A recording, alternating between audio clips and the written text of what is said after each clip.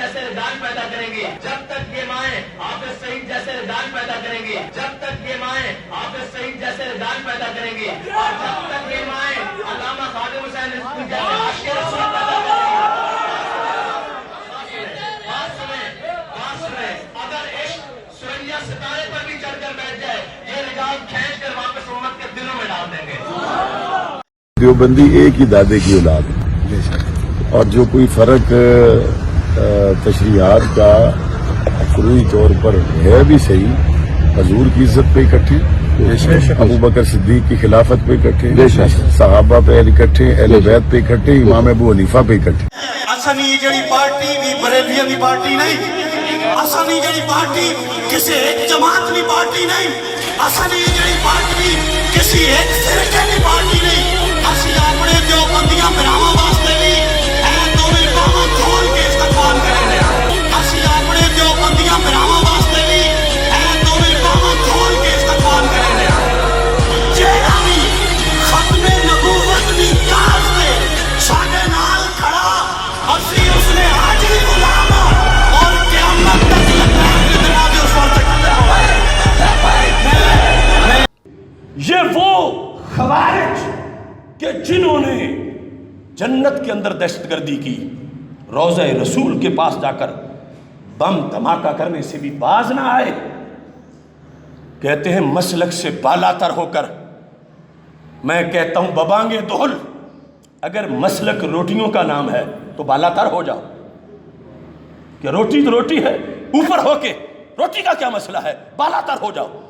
اگر مسلک مفادات کا نام ہے تو بالا تر ہو جاؤ، اگر مسلک دنیاوی فوائد کا نام ہے تو بالا تر ہو جاؤ، لیکن اگر مسلک ملی غیرت کا نام ہے تو پھر بالا تر ہونا بے غیرت ہے بننا ہے۔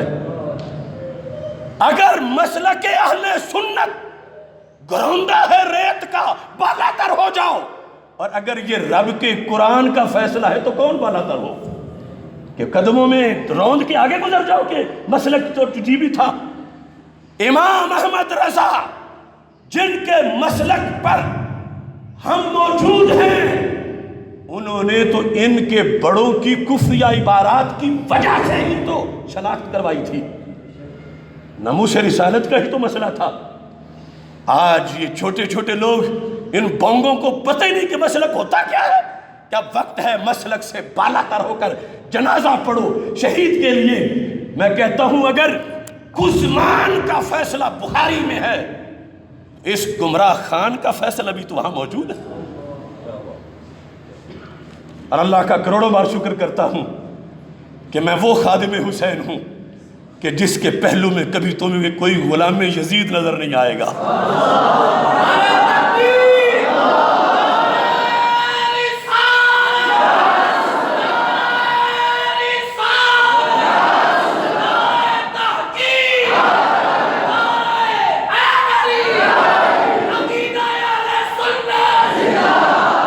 ہمارے حسینی ہونے کی یہ دلیل کافی ہے کہ جس نے کہا تھا میں یزید کے ساتھ میرا حشر ہو، اس نے مجھے برملا گالیاں دی۔ یہ میرے حسینی ہونے کی دلیل ہے کہ یزید کے ساتھ مرنے کی تمنا کرنے والا مجھے گالیاں بار بار دیتا رہا، کیونکہ میں خادم حسین ہوں، اور کبھی خادم حسین اور خادم یزید کا اتحاد نہیں ہو سکتا۔ یہ ہے سند ہمارے پاس، جھانکیں لوگ اپنے گریبان میں، اور آج کیوں گنگے بن کے بیٹھے ہیں؟ ان کے گماشتے ایک اس شخص کو جو باغی ہے امام احمد رضا کا، اس کے لیے دعوت جنازے کی دے رہے۔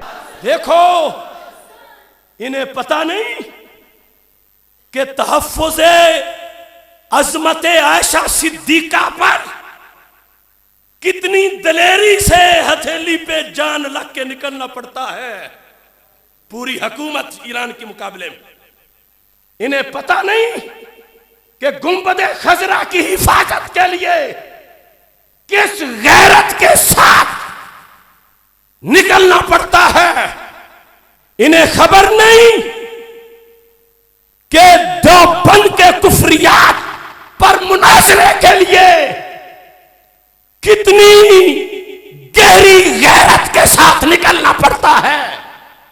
یہ لونڈے یہ سمجھتے ہیں غیرت کسی نے 2 دھرنے دے دیے 2 ریلیاں نکال لی.